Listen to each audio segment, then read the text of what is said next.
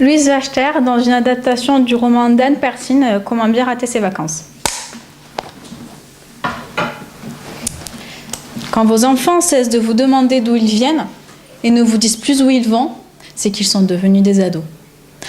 Mon père me le répète souvent avec l'air d'un disciple de Confucius qui médite sur les paroles du maître.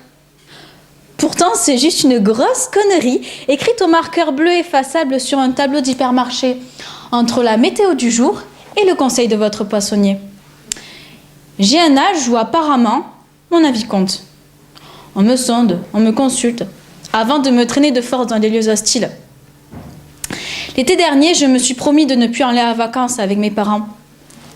Pour ma sœur, Alice, de 9 ans 3/4, Biscarrosse, c'est l'éclat total.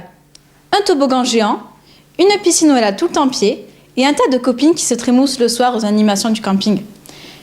Mais pour moi, Biscarrosse, c'est le pire du pire. Le matin, levé 10 heures, j'émerge péniblement d'un sac de couchage dans lequel j'ai alternativement grelotté et transpiré selon les phases de la lune. Et il ne faut pas compter sur l'aide des parents qui vous racontent leur énième blague. Super. Donc, je me suis dit que j'allais leur donner mon avis et que je n'irai pas à Biscarrosse avec eux cet été. Seulement, voilà.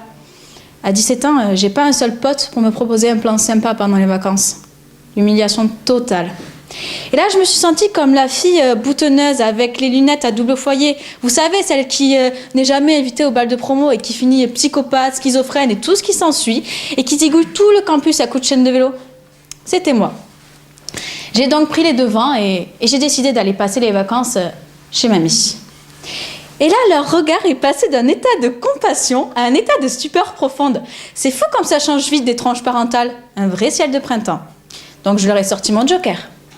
Et je leur ai dit que chez mamie, j'avais une chambre à moi toute seule, avec une magnifique tapisserie à grosses fleurs, une collection complète des Agatha Christie aux éditions du Masque, et un magnifique petit chat rayé qui s'appelle Hector. Le bonheur total. Mais ça c'était que la partie immergée de l'iceberg.